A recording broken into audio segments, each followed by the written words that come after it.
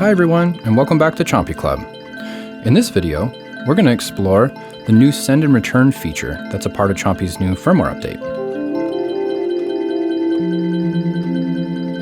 For this update, we collaborated with our friends at Chase Bliss to optimize a new way to integrate external effects pedals like this mood pedal here directly with CHOMPI's sampling engine. And to celebrate that, we're also introducing this new Treasure Island colorway with limited edition Chase Bliss graphics in it. So to kick things off, I'll show you how to access some of the new features, and then we'll also discuss some different cable routing options with pedals like a single pedal, a couple pedals, and then I'm going to do my best along the way to point out a couple things that maybe aren't as obvious with this new feature so that you can best integrate it into your own workflow. So if that sounds interesting to you, then stay tuned for more.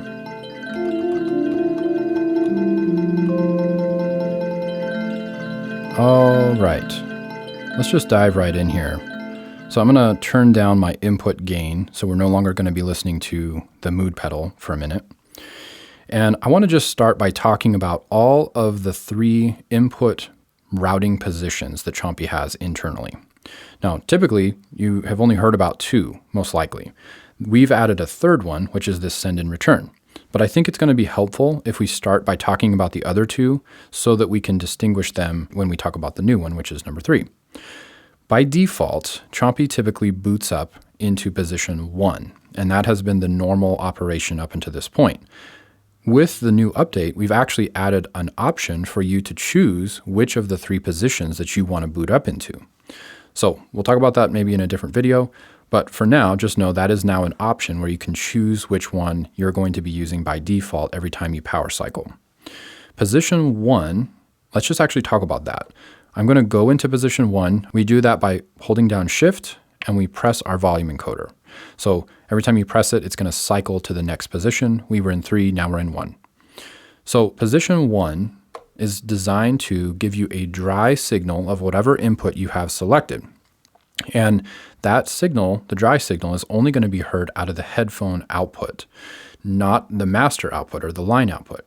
And the reason for this is that if you were in a situation where you wanted to sample something into CHOMPI, hear what you were sampling, and cue that sound, then you could do so without the audience or without this output hearing it. And it's also really handy if you want to avoid, if you have like speakers plugged in, you want to avoid feedback, then the microphone or other things won't get picked up when you plug into the master output. So let's just try that out and I'll show you what I'm talking about. Typically, you're going to boot up into like 50% gain here. So I'll turn my input gain up. We're not hearing anything yet, right? The reason is we don't have our mode switch flipped up. So I flip the mode switch up and now we're listening to the dry input of our mood pedal. So I can press the CHOMPI key. We can sample this, right? Now, if I flip it down, it goes away. And that whole time, we're not sending any of that until we play it on the keyboard to the effects or to the looper or to the master output. Now let's talk about position 2. So to get to position 2, we hold down Shift, press it again, and you notice we immediately hear what's been going into our input. If we select a different input, like let's say the microphone in this case, we can actually send the microphone signal like through the effects, and I turn up the gain here, and you'll hear the microphone going through this effect, CHOMPI's effects, and the looper, right? But it's going through both outputs simultaneously, and it is a wet signal. So let's go back to our aux input and bring up the gain, and I'll show you the problem. As you can tell, when I bring up that gain, it's going to create a feedback loop because we're sending the signal to both outputs. And this is rad. I mean, we can do other things with it. But the moment I do this, it gets hectic pretty quick. And this is where position 3 comes in. So now let's talk about position 3. Do this, hold down Shift, go to yellow. Now we're in position 3. So position 3 is unique in that no matter what input we select, it is always going to activate the aux input, which in this case is our effects return. It's always going to activate it into the headphone output, but it isn't going to put it out of the line output. So this is cool because now we can hear this We can perform into it, but we're never going to get feedback even if we turn it up super loud. Additionally, one of the things that makes position 3 so unique is that no matter what input we have selected, it will always have our effects return, or our aux input, activated through the headphone. So even if I select the microphone in this case, and flip the switch up, we can have a layered sound.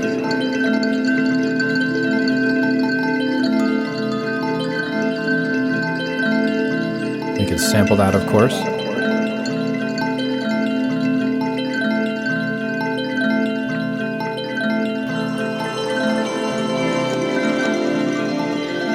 This might be a good time to quickly talk about one of the other features we've introduced in this update, which has to do with the pitch control knobs of both the sampling engine and the looper. So if you're familiar, typically if you move either of those knobs, you're going to have fine-tune control over the pitch, or playback speed, right? Now, if you hold shift, it would quantize to fifths and octaves. Now, if you want to, you can go into your options file and you can invert that. What makes this so cool is that you can now just hold down a single note and it's always going to be in tune with itself. And you can more quickly get into reverse that way as well.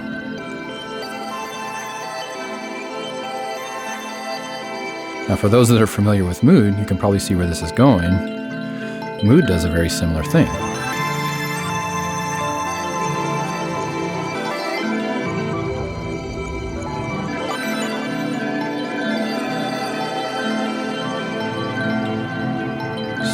So cool.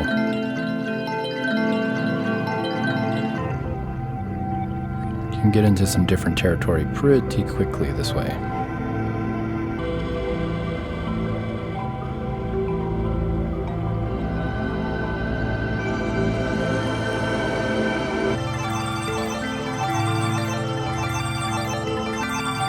We haven't really even messed with the settings of Mood either, which is a whole nother ball of wax. So hopefully this is starting to paint the picture of how this integration with CHOMPI sampling engine and the effects pedals can be really, really powerful and really fun. Depending on obviously what pedal you're using, things can change drastically. Depending on how you're routing things, that can also change. You can even hook this up so that you can just have live effects on a computer or like VCV rack or something like that. It's very, very fun to play with. Why don't we talk more about some different pedals and some different routing options?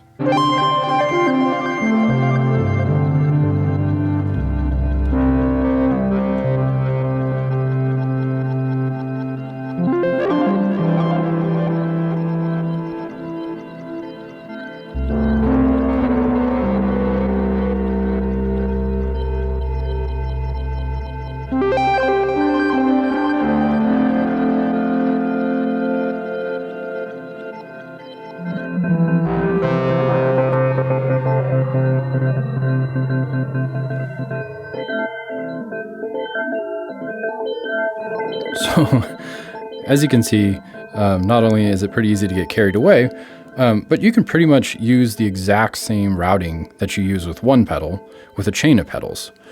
All you got to do is just make sure that you keep your pedals stereo in this case, so that all of our left to left and right to right continue through the whole chain, and then it comes right back into CHOMPI. So we can just add a pedal like this. Let's make sure we use our stereo patch cable, put some power in that pedal, and then pull the chain right out the end. And there we go. So you get the picture, right? So I'm going to turn that off real quick. As long as you keep the entire signal chain, in this case stereo, then everything will pretty much just chain its way through the pedals and then back into CHOMPI, just like with a pedal board of a guitar. However, what if you want to use mono pedals?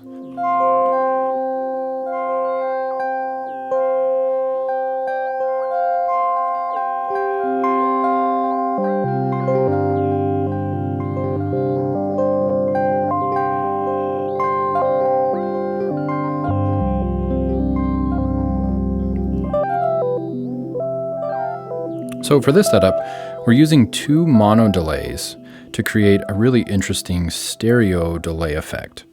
And really, it's just the left channel going into one delay and the right channel going into another. But because they're both delays and because they're kind of similar, they have this really cool, it's almost like they are having a conversation with each other.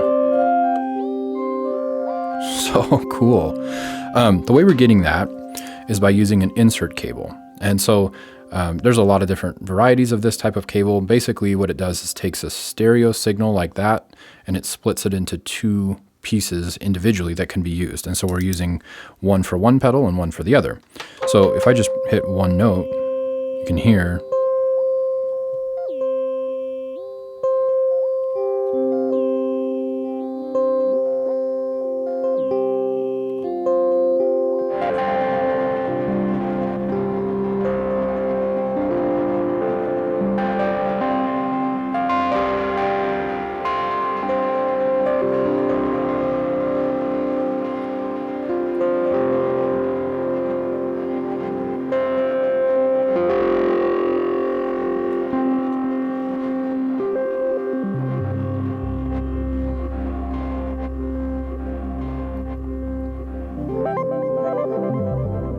There's another feature I want to point out really quick, and that has to do with this tape transport knob here. So as you can see, it also is jumping between fifths and octaves, just like our speed knob in our sampling engine over here. But there's another feature we've also included. So now in your options file, you can toggle on and off your tape slew effect. So if you remember before, it would ramp up and down every time that you hit play and pause on your loop. And now you have immediate access to play and pause, and there's no ramping. But there's an additional part that's not so obvious, and that has to do with the way the transport knob works when your loop is paused. So as you can see, no matter what speed that I move the knob, it's always going to play the same pitch. But it does change my direction, which means I can also stutter and freeze different moments in my loop. What's really cool, it remembers the previous speed and direction that you were last playing your loop, and that's the speed in which it's going to play when you're paused. So let's try a different one.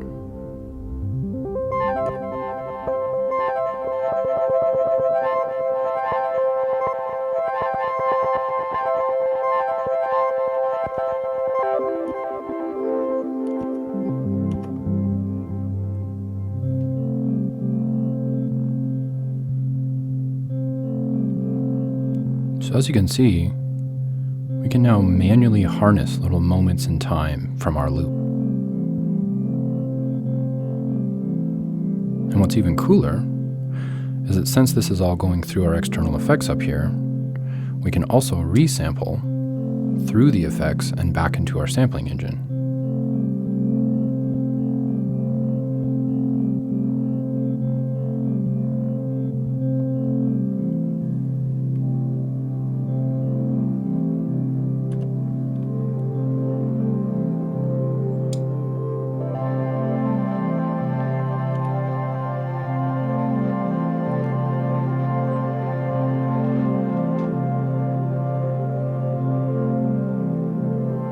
Something else I should point out is this little guy up here. This is the Bestie mixer by Bastl. And essentially, it's like a little Swiss Army knife that allows you to expand what's possible with different routing options for mono and stereo, as well as it'll bring multiple devices into CHOMPI at the same time, which is actually what I'm doing with it right now. So right now I have a little tape playing in my tape player, and I can bring in this, which is some sounds of the ocean, which blend really well with our current little setup we got going on. Another thing that's really nice about this is that not only can I bring in multiple signals at once, but if I wanted to, I could actually route my pedals one at a time into different channels of the Bestie, and then have volume control over each signal independently. But for now, it's definitely nice to just be able to combine these two together.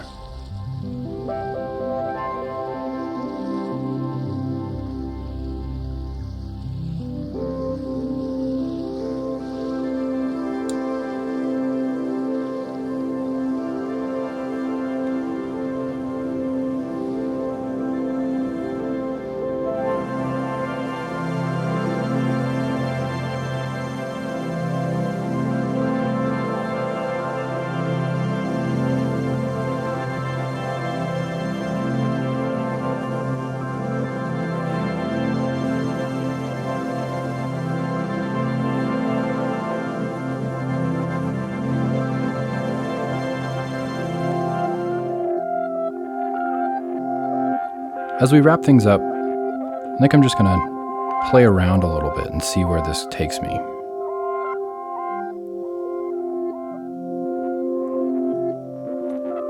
Maybe let's create a little loop for ourselves here.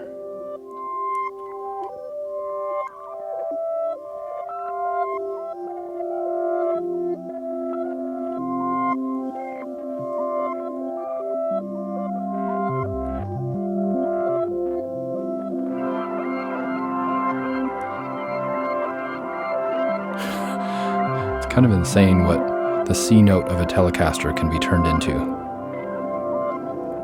I mean, it doesn't hurt. The Chase Bliss pedals are just like so insanely amazing that it's kind of hard to make bad sounds with them.